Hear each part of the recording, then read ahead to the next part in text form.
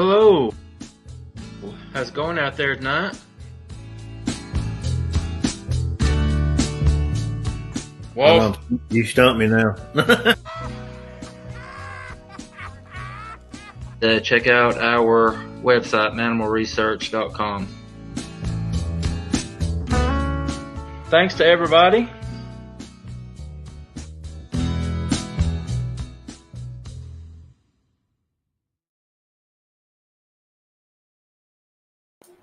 Hello. How's it going out there tonight?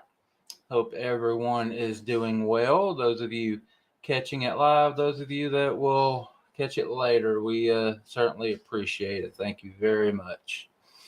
Hope everyone is doing well out there on this Friday night before Halloween.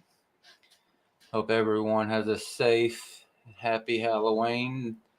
Be careful of all the little ones out running around trying to steal our candy. Let's see who we got with us tonight. Nancy McDonald, thank you very much for hanging out. We got others that will filter in here periodically. All right, everyone, if you have not done so already, please hit that subscribe button.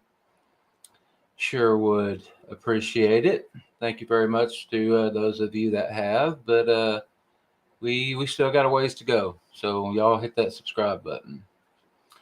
If you have had an encounter yourself, Bigfoot, Dogman, anything cryptid, UFO, paranormal stuff, and you'd like to share it on an episode of the show, I'd be happy to talk to you about that. Just shoot me an email, mannimalresearch@yahoo.com.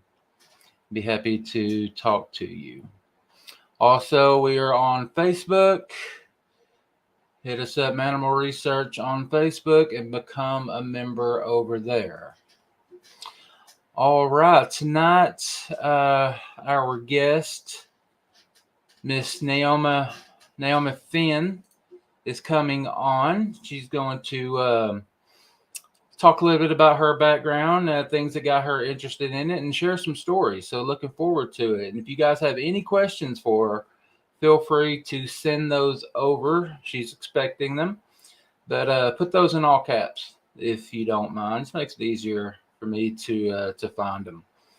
And I say it every week. I'll say it again. If I miss your question, it's not on purpose.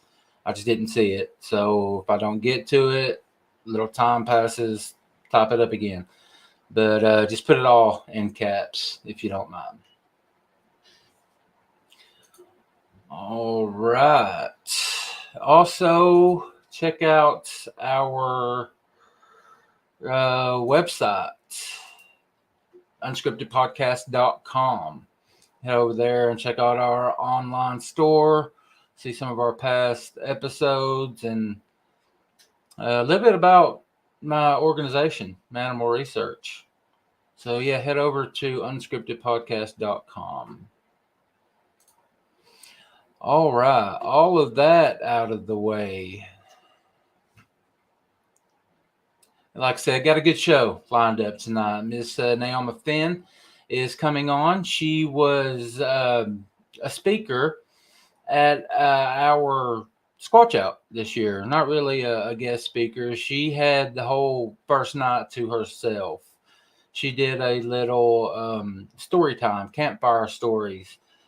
It was a cold night too. It was a great night for campfire stories, and she did a really good job. And talked to her that night about getting her to come on for an episode, and she was game to do that, and I appreciate it. She is a great storyteller, guys. She really is. She had all of us on the edge of our seats, and some people have that gift of being able to tell a good story. I don't know if I have it or not, but she certainly does. And all of that being said, I'm just going to go ahead and jump into to bringing her on.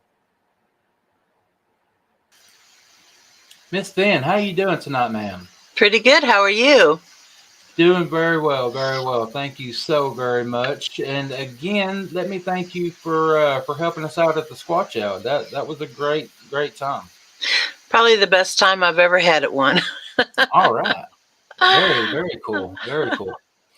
All right, tell everybody about where they can find you. You have a YouTube channel, correct? Yes, I do. It's Neoma Finn Open to Doubt, because all of the stories that I tell are open to doubt. I don't ask anybody to believe anything. And it's basically, I concentrate on folklore, on the legends, rather than the encounters. I am releasing one tomorrow that's going to be Dogman encounters that I'm doing with Do It Noel's Way over in the United Kingdom. But I do it on occasion. I will tell somebody's Bigfoot or Dogman or any other cryptid encounter. But I like to look at the legends. I like to look at the old stories where people talked about these things before they had a name for them, or they had really unusual names for them. For instance, I am fascinated by, we have over here on this side of Tennessee, Montgomery Bell State Park, and there is a legend there about Werewolf Springs, which I told at the camp out and at the Squatch Out. I love that, by the way. um, and that's the kind of thing that I like to really zero in on. I also tell a lot of stories about probably one of my favorites, although it was probably one of the lesser received stories, is a story about a man up in Chicago who happened to be second or third cousin of Abraham Lincoln, who he was basically an abused husband. And he took a lot from his wife and her brother. And then one day he announced that they had run off. And then about 6 months later, he disappeared. And from the scene, it looked like he'd been abducted against his will. And about 6 months after that, he reappeared. And he said that his wife and her brother had come back and abducted him and taken him off to Cincinnati, Ohio. And they had sold him to this underground gang.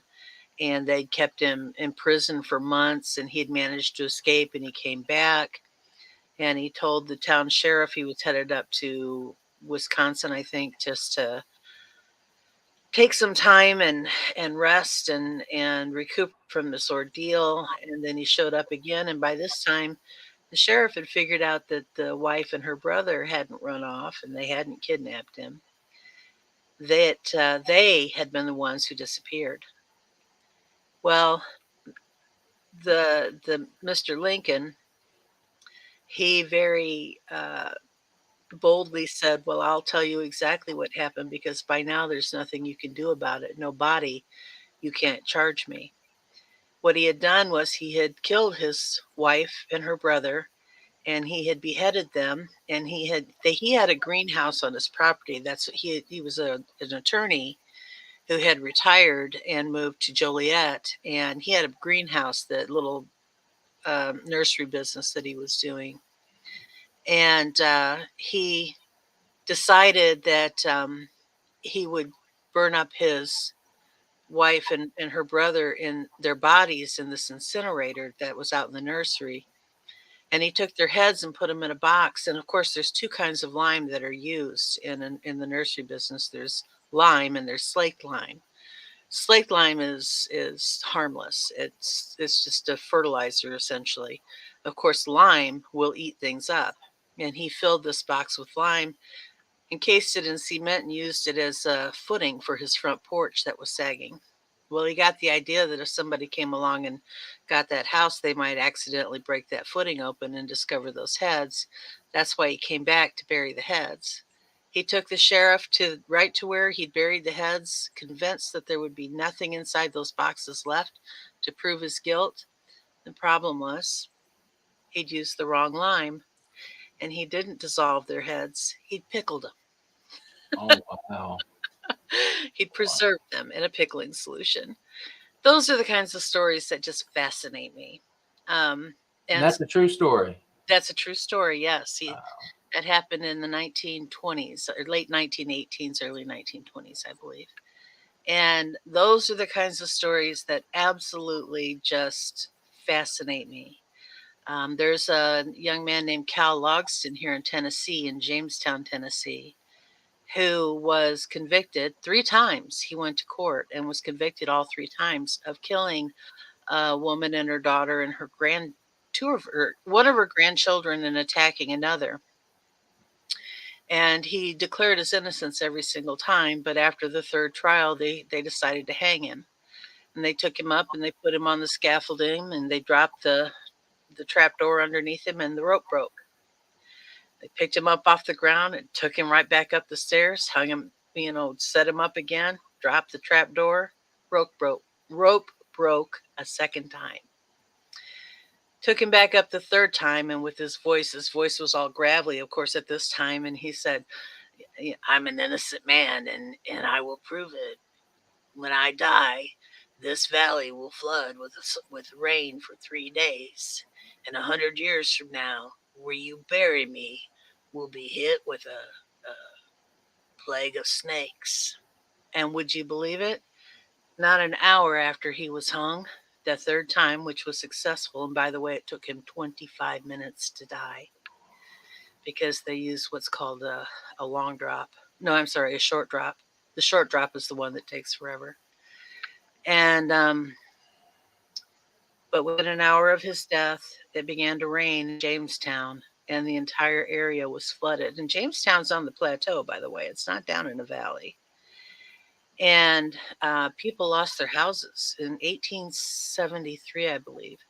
And then 100 years later, the state had to bring in professionals from the college in Knoxville to get rid of the snakes that had invaded the cemetery. Oh, Those are the stories that fascinate me. when did that happen? Cal Logston was his name, and he was executed in 1873 in Jamestown, Tennessee. So I love stories like that. Of course, and we'll get into this in a minute as to what really got me into Bigfoot.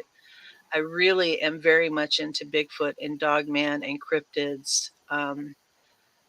A lot of the legends and the old stories that I'm so fascinated by are very, very clearly encounters that they just didn't know what they were looking at the time, and so they called it the monster of of this creek. Or we have a legend here, one called the critter of Carr Creek. I live in Robertson County, Tennessee, and so we have monsters like that all over the United States.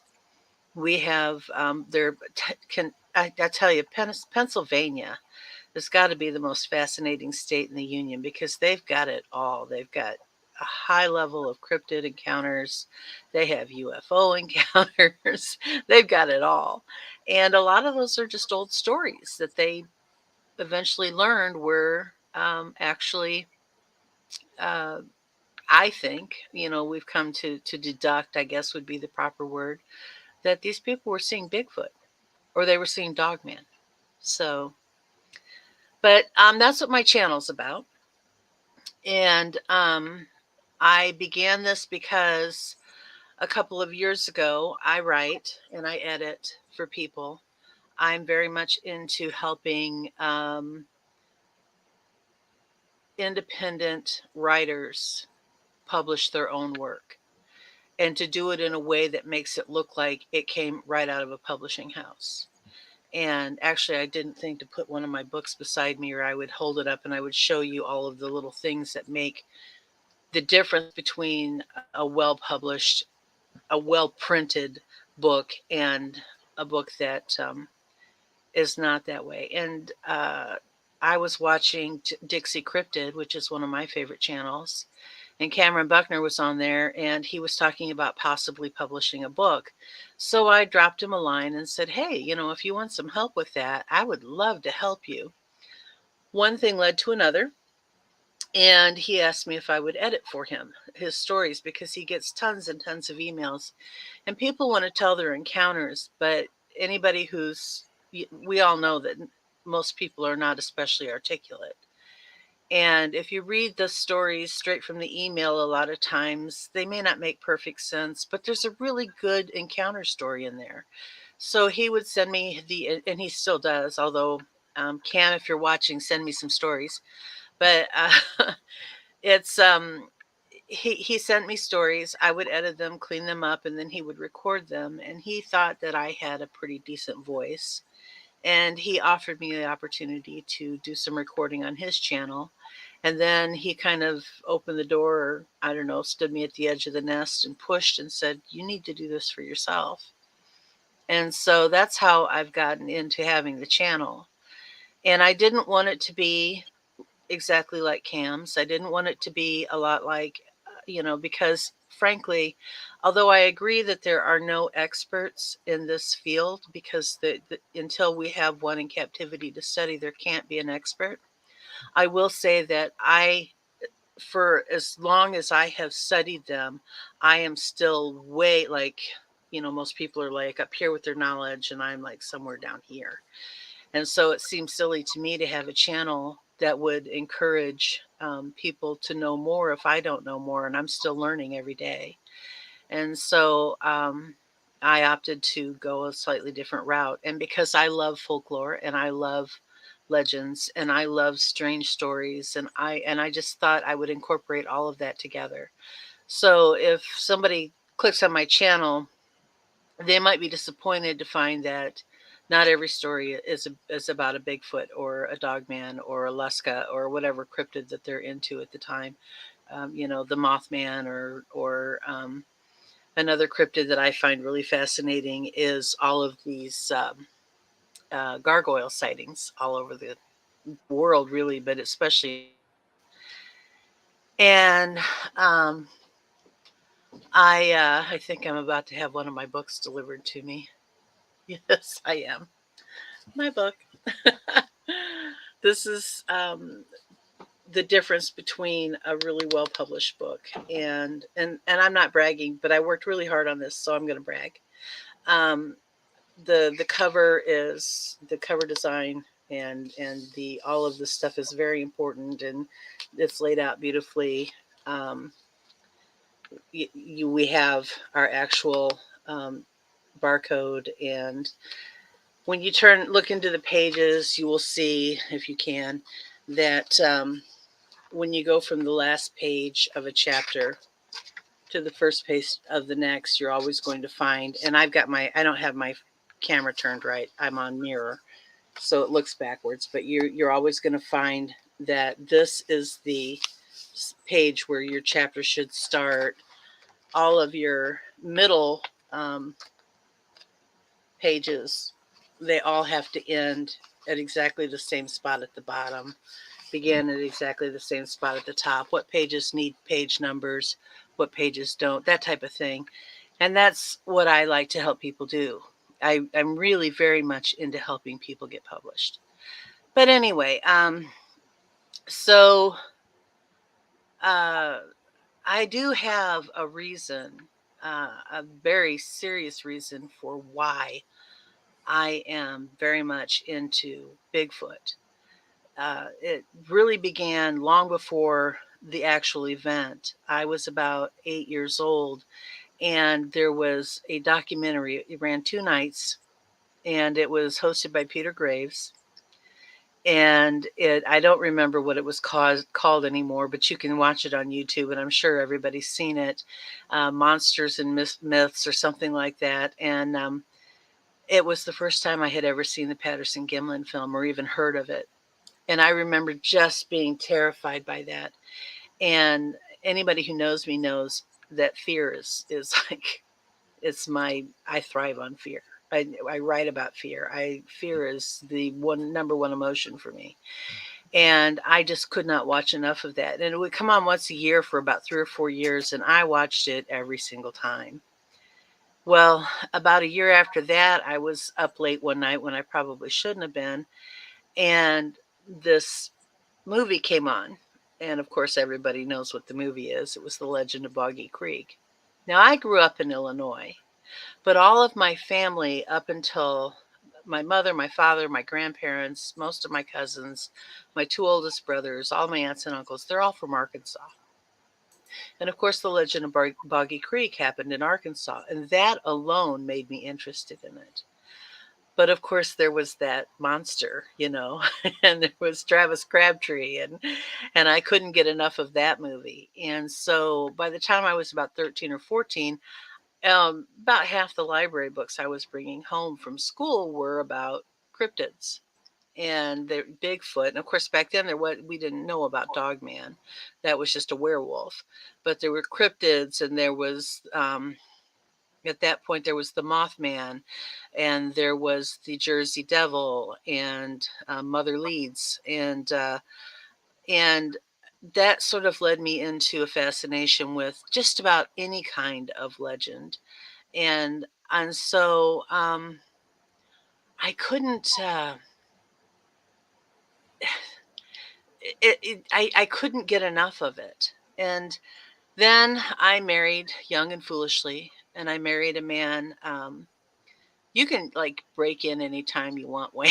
I'll Okay. just talk until I'm one of those people who doesn't know when to shut up. Oh, yeah, you're good. But You're good. okay. But I would. I married young and foolishly, and we moved into because we were so poor we couldn't pay attention. And I was pregnant with my second child. I was 19 years old, and yeah, if you do the math, my first one I had when I was 17. So I started being grown up way too soon. I did the And same thing. yeah, I know what you're talking about. so we we lived in this cabin, and if you get on a map of the United States and you follow Interstate 80 until it turns in, it either turns north and crosses the Mississippi north of a place called the Quad Cities in a town called LeClaire, Iowa, or you can take 280 across and you can cross on the, I don't know if you call it the south or the west side because the river runs east to west there. But right under the 280 bridge, where the 280 bridge crosses the Mississippi River, it crosses over a little place known as Big Island. And right under that bridge,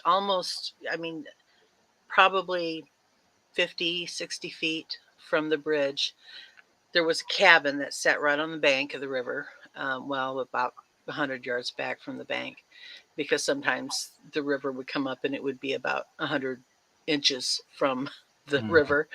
But it sat up on stilts, and we lived there. And it was, like I said, so poor we couldn't pay attention. And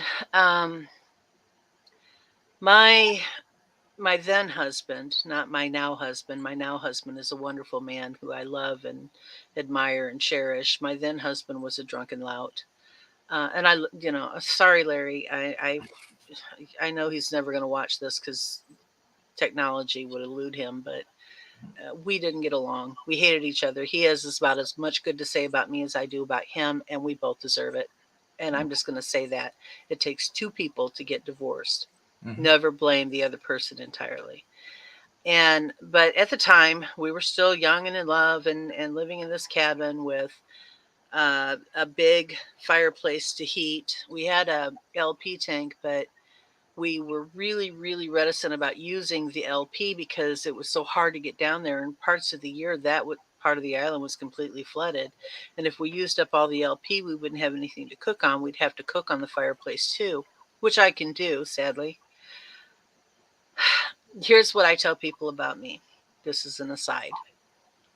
I can process any wild game you bring into my house.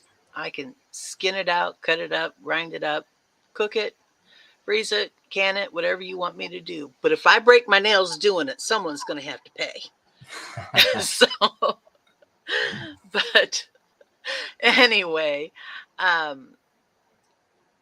the time, neither one of us had a job, and he was earning money. Back then, a raccoon hide would get $25, and that island was full of raccoons, and it was the season, and so he would go out and he would hunt at night. And my friend and my best friend would come and stay with me because I was coming to the end of my second trimester. and I'm not really good at being pregnant. And so he wanted somebody there to make sure that if I went into premature labor or anything, that she could get me out, because it might take him half an hour or so to get back to the cabin if I wait, I fired 3 rounds from the gun. So we're sitting in front of the big fireplace, and we had this old hide-a-bed sofa, and it must have weighed 100. I mean, it was a ton. It was just this big, old sofa with all of the internal mechanisms were steel. They weren't aluminum. They were steel. I remember those. And yeah, and it didn't have legs. So because a hide-a-bed has to sit up in order for the mechanism to slide in and out, we had it sitting on big cement blocks. And we were sitting in front of the fireplace and playing cards. We used to sit there and play gin rummy all night.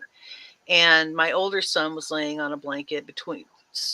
I was here, she was there, the fireplace was here. My older son, who was not quite 3 at the time, was laying on a blanket, and we're just playing cards. It was getting late, and all of a sudden, bam! Something hit the side of that cabin so hard that it knocked that big, heavy sofa forward off of those blocks onto the ground. I mean, that takes a lot of strength to do that. And of course, I jumped up and grabbed I had an old, and it was a black powder Smith & Wesson. It was a 44 or a 45. I don't know, whatever one black that Smith & Wesson made in black powder. And I grabbed it and I ran out. There was a porch that ran the whole length of one side of the cabin, between the cabin and the river. And of course, the cabin sat pretty high up off the ground, being, a river cabin. And I say cabin, but don't get any ideas. It was a shanty shack. It was not, we're not talking log cabin or anything attractive or remotely romantic. It was a shanty shack on sticks. And I ran to this end which would have been adjacent to the side of the house where the couch was, and I looked down and I didn't see anything, and I ran to that end and I looked down and I didn't see anything, and I got the flashlight and I'm looking all around. I can't see a thing. So I held the gun up and I fired out into the sky 3 rounds. Half an hour later, my then husband came back, and he and I walked all around the cabin. Couldn't find anything. Now it's late in the year, so the ground was frozen. There weren't going to be any real footprints, but there was lattice around this cabin, and something right where the couch was had jerked that lattice off and had apparently gone under there. And I think it didn't hit the side of the cabin. I think it hit the bottom, and that's why that went up and forward. Probably gave itself a pretty good headache. Anyway, that said, and I think about this, that cabin was about 9 feet off the ground. We're not talking. I could walk under that cabin like it was its own story, of a house. So anyway, from that point forward, I never left the house after dark. I was always made sure I was home by dark. I never left before the sun rose in the morning. I always waited for the sun to come up if I had to leave the house. And we lived there for about 3 or 4 more weeks. There was an ice jam on the river that broke. It flooded us out. And my then husband, and this is indicative that he's not all bad, as I would like people to believe, he put my son and I in a boat, put on hip waders, and pushed us out through the ice. And I thought I would never go back to that end of the island. My grandparents had always lived on the other end of the island, and I can remember growing up as all of my life. My grandmother had always told me to stay off that end of the island, that there was a wild man on that end of the island, and he'd get me. And she used the term wild man. Yes, she called him a wild man. And so we moved away. I had my other son in March, and my older son turned 3 in March, and I thought I would never go back to that other end of the island again. Because I was so into Bigfoot, convinced myself already that that's what it was. And fair or unfair, that's what my mind was going to, because that's where I lived. That was my wheelhouse.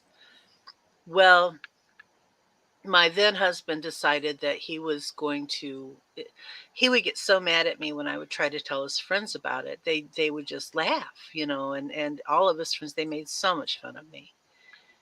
They called me stupid. They called me silly. They called me afraid of my own shadow. There's no way. And frankly, if you look at where that is, now it's a little more built up today than it was back then, but not much. It's not very different. It's almost impossible to imagine that something that close to town, a little area, it was a backwater swamp, but regardless of what the area itself was, it was still so close and so surrounded by a metropolis. It does seem really ridiculous that's what it could have been. So it was July. I don't remember the exact date, but I do remember it was July. And he wanted to go fishing, and I love to fish. And of course, at this point, I hadn't been fishing in months because, for one thing, I had two little ones, and to take two children fishing with you at that age is not an easy task. He was a night fisherman. I'm a boat fisherman, but I wanted to fish, and I was bound and determined to go with him. So I packed up all of the things I would need to get through the night with the kids, and we went down there. And he put me across the road.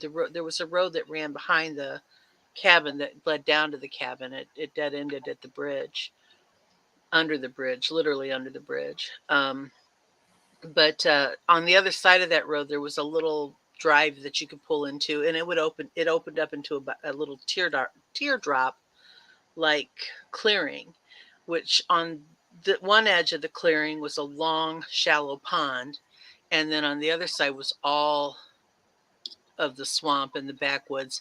And if you waded through that mess, you could get up on a dike, and you could follow the dike way down to where there was a better fishing hole. And my then husband set me and the kids up in that little shallow backwater swamp, and he headed down the dike. And I was no more interested in fishing in that pond, if you want to call it that, than I was in performing brain surgery on myself. There wasn't anything in there I was going to catch but dogfish. And I'm going to be the first to tell you that I'll never eat a dogfish. I don't care. There's people out there that eat them. God love them. There's no way you'd get me to eat a dogfish. So um, I was sitting there basically just enjoying the night sky, the evening, the quiet. It was a hot summer night, and my 3-year-old was having a blast fishing, even though we threw back everything he caught. And he got tired. I built a little fire, and I made him a hot dog, and I had put the little one, the baby, in one of those playpens that had like a netting side, and then I'd laid mosquito netting over that, and he was asleep. And pretty soon the older one got tired, and I put him in there next to his brother, and that was behind me. And I was sitting there facing the pond and just kind of looking up at the sky. I was sitting on one of those it was like a 5-gallon bucket with a cushion, and just enjoying the sky. And I started hearing some movement behind me. Of course, I glanced around to make sure it wasn't one of my kids, and they're both asleep. But I could hear it in the bushes, and I thought, oh, it's raccoons. They smelled the hot dogs, and they're coming in to investigate the food.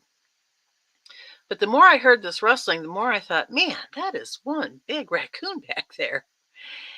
And I don't remember smelling anything. I remember hearing sort of a low, I wouldn't call it chatter. It certainly wasn't a loud howl or anything like that. It was just a low sort of a warbling sound, I guess would be the best word.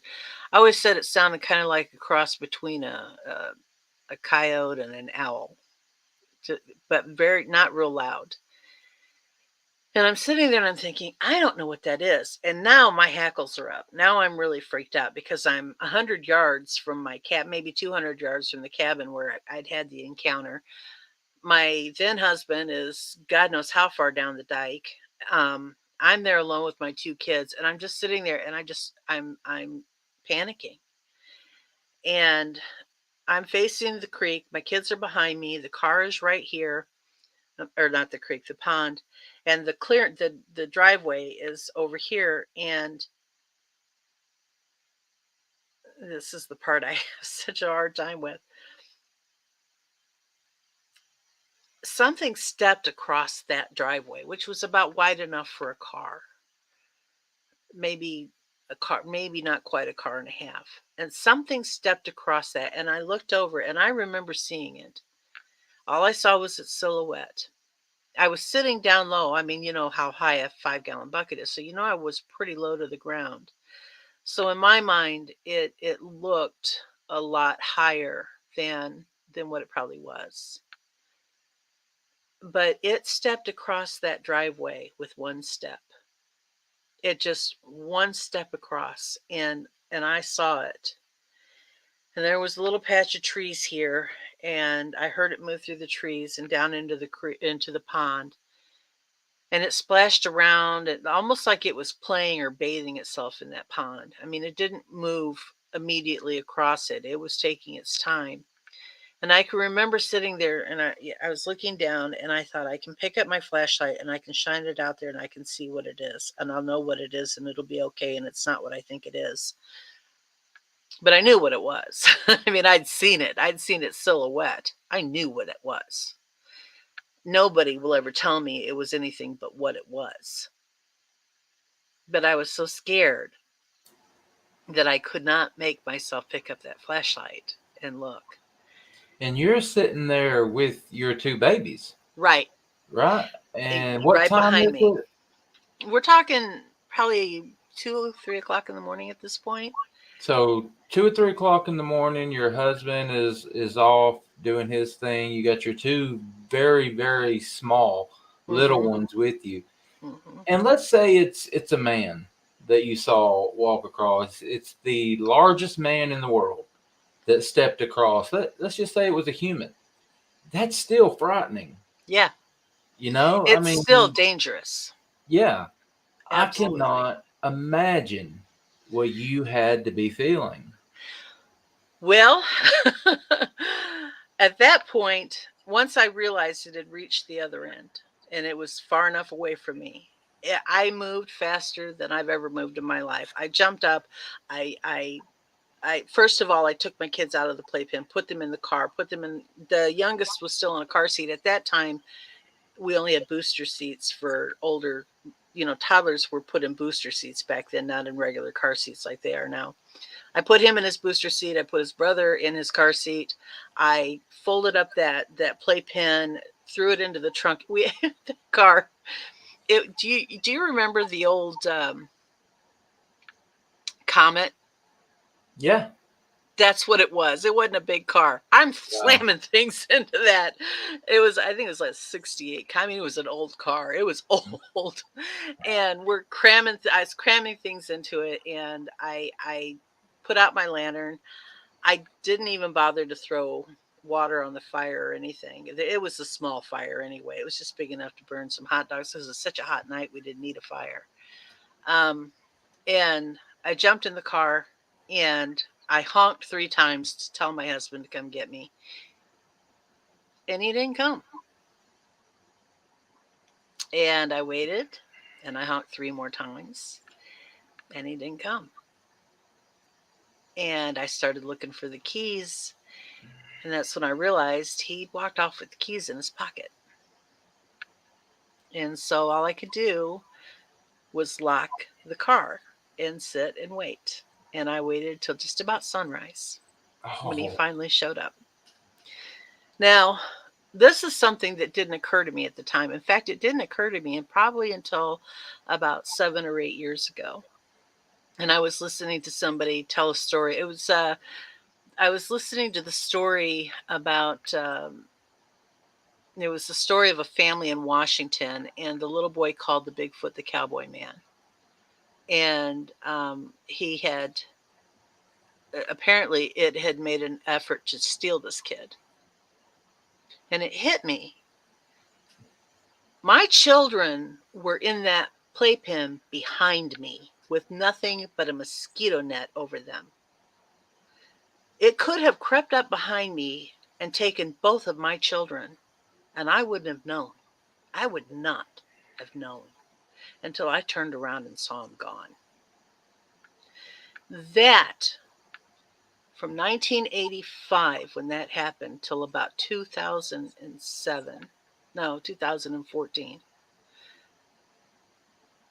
I had issues. Mainly my issues were with the fact that my then husband and his friends made a lot of fun of me over it.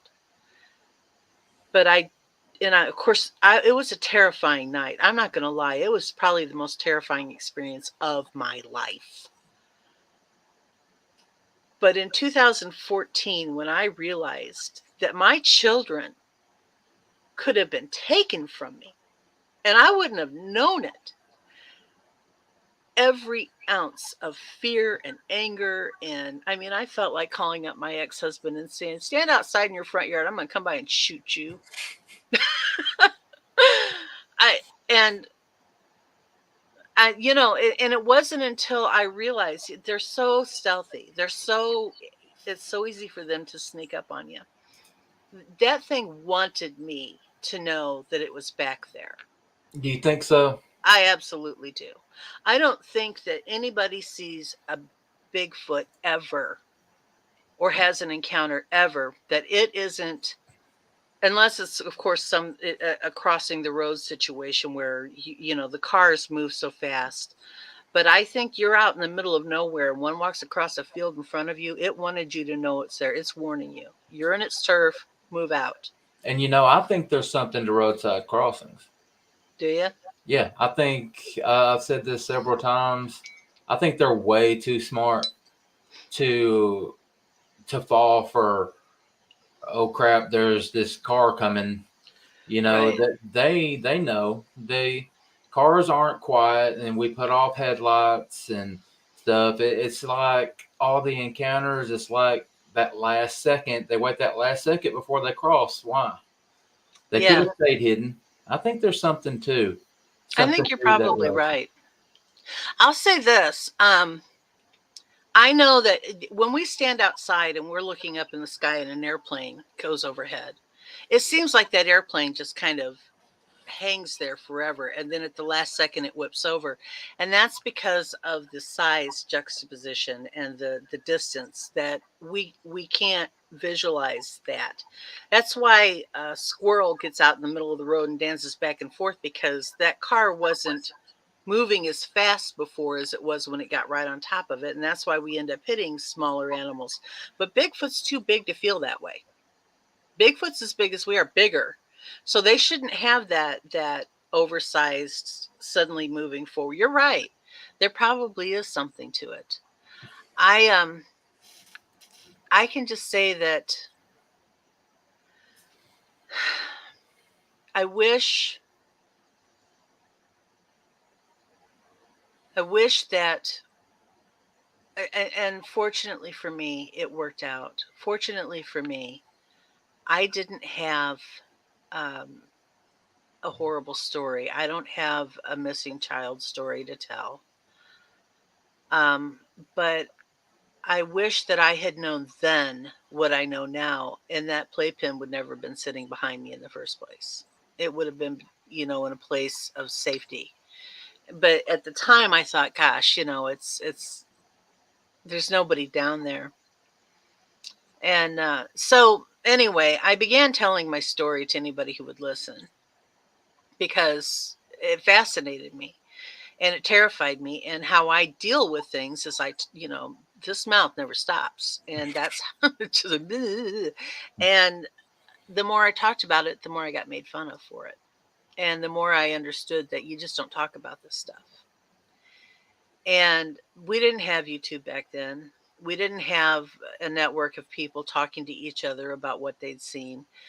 If you had an encounter, you were probably going to be the only person you knew who had an encounter.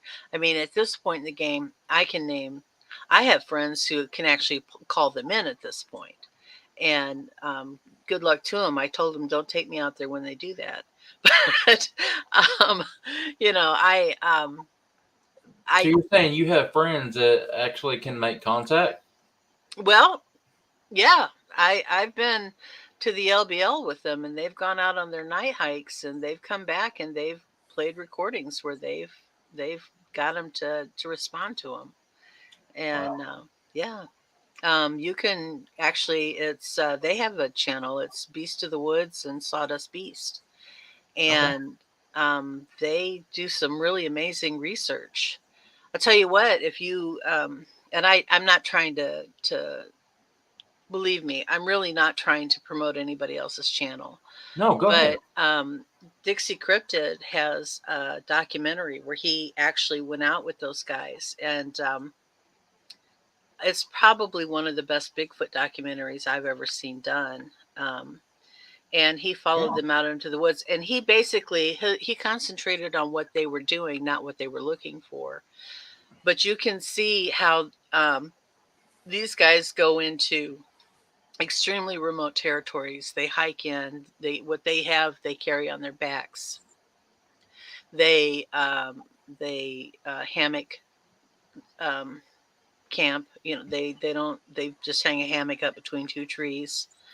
They're pretty amazing, and so I have these kinds of friends now, and of course, Debbie Jones, who among those friends, she is Sisters of the Moon, and she and her female friends go out and do this. And so it's not just men. I have friends of both genders who I didn't have that back then. I was the only person I knew who claimed to see one of these things, except for one person. It was a friend of my then husband. His name was Jamie, and Jamie told me that he had seen something down on that same island. What he described would have been a juvenile. He said it was only about 4 or 5 feet tall, but he had seen it in the Hennepin Canal. Empties into, well, where it empties into the Rock River, empties into the Mississippi there, and the Hennepin Canal empties at that same point. So I don't know if you'd say it goes into the Rock River or the Mississippi, but it doesn't anymore. It's been shut down at that end for years. But he saw something cross the Hennepin Canal there. And that was the only other person I knew who had any kind of experience whatsoever, certainly in that area. And like I said, that was the hardest part. It wasn't what I saw. It was getting people to believe that what I saw took place in a place where it wasn't the Pacific Northwest. It wasn't Southwest Arkansas. It wasn't the Louisiana swamps. It was in the middle of the heart of the United States. And remind us again where exactly that encounter took place. It was in Rock Island County, Illinois. Okay. If you go to a Google map and you follow Interstate 280 across the Mississippi River, right as it crosses the river, that bank is actually a little place called Big Island. It's not an island, but they've always called it Big Island. And it's sort of more like just a little peninsula. It does have two sides that are water. And it is that cabin, it's burned down. It burned down probably 30 years ago now. At least 30 years ago. It was before the turn of the century that it burned down, the 21st century. But that cabin sat right there by that bridge. And that's exactly where it happened. Now, that was 1980, November of 1984 and July of 1985. In 1987, I learned years later, probably about the same time I realized just how much danger my children had been in that night.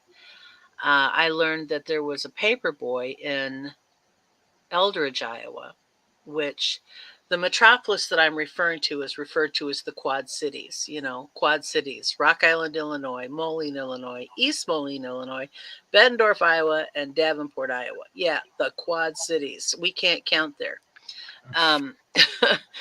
But it's a metropolis of about 400,000 people at this point.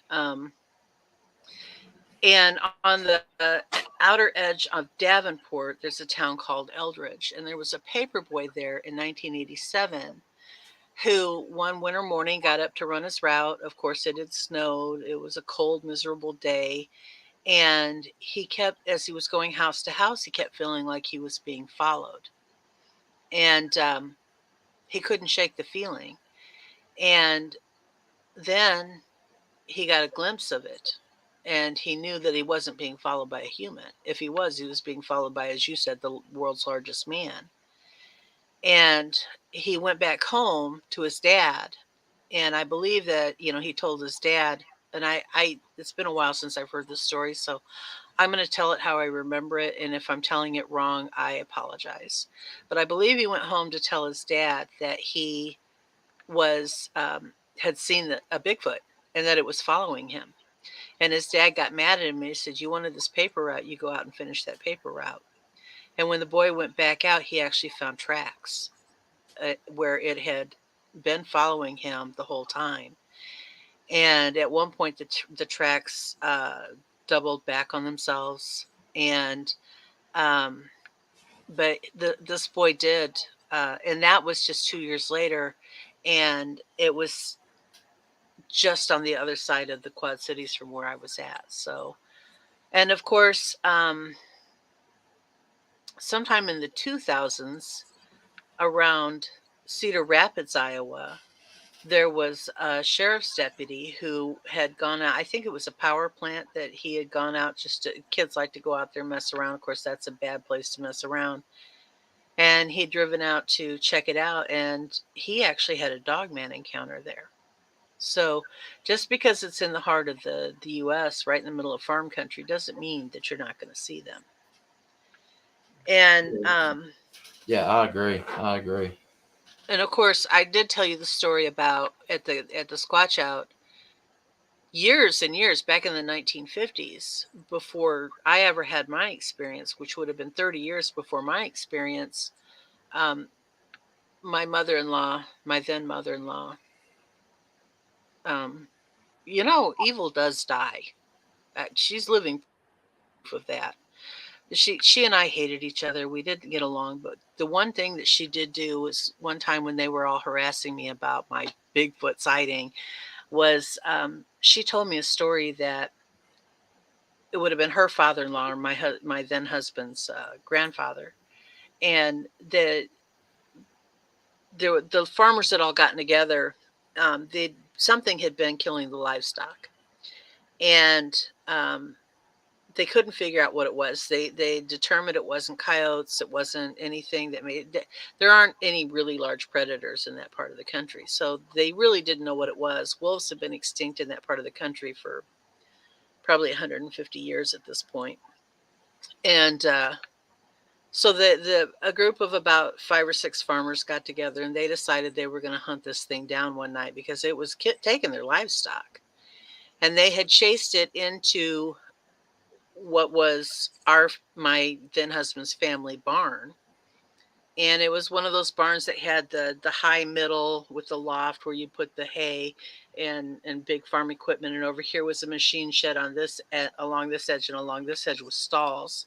And they chased it all the way into the back stall of that barn. And they, not one of them had the nerve to pull the trigger because they didn't know what they were looking at. And they all backed out. They all backed away. Did they describe what they were seeing? Couldn't get one of them to talk about it. Not one of them would ever describe what they saw. All they said was that they were not going to pull the trigger because they didn't know what it was. And my then mother-in-law said that you couldn't get them to talk about it other than somebody every now and then would mention, because curiosity was killing people. What did you see? And someone would try to bring it up and they'd just clam up. They wouldn't talk about it. So again, just because you have your sighting in a place that doesn't make sense to you doesn't mean you didn't see what you saw. So, and then I did have. Wow, I've talked forever, haven't I? I'm so sorry. I just never. No, you were fine. Actually, I've never. I don't think I've ever done this before, but first time for everything. Do you have anything scheduled this time next week? I do not. Because I found out just a little while ago that my guest next week has to cancel, and I've got an opening. Well, I'd be happy to come back. Okay, and I know that you have one story in particular that you were wanting to share that we didn't get to, and you got my curiosity piqued on it. But I'm gonna wait another week, just like everybody else, and share that one. And yeah, if you got any more, we'll do that. Sounds good. All right. Well, I will put you down for this same time next week, and everybody come back, and we'll do it again. Sounds like fun to me. All right, man. Thank you so much for taking the time and coming and hanging out. And I'll be in touch, and we'll do it again next week. All righty then. Have a good night, man. You too. All right, guys. Yeah, like I was saying, some people just have the ability to tell a good story, and she definitely has that quality. Looking forward to having her back, and she's one of these guests that I can just sit and listen to all night. So hoping that maybe we can have her back, several more times to share stories. You guys go check out her YouTube channel, Open to Doubt. That was the banner that we had for the Squatch Out. Like I said, it was a really, really fun time. That was a fun night. And she came to me by way of Mr. Connor Flynn, Bigfoot Anon. He sent her my way, and I'm glad he did.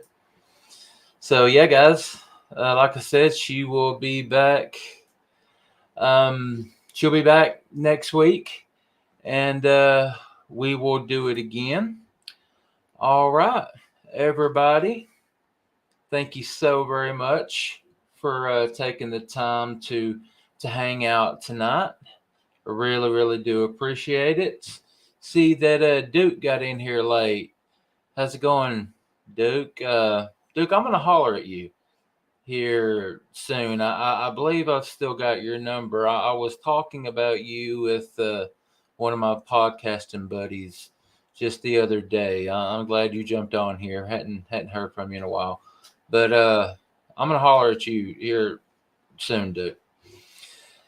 All right, so guys, thank you so very much for hanging out with us.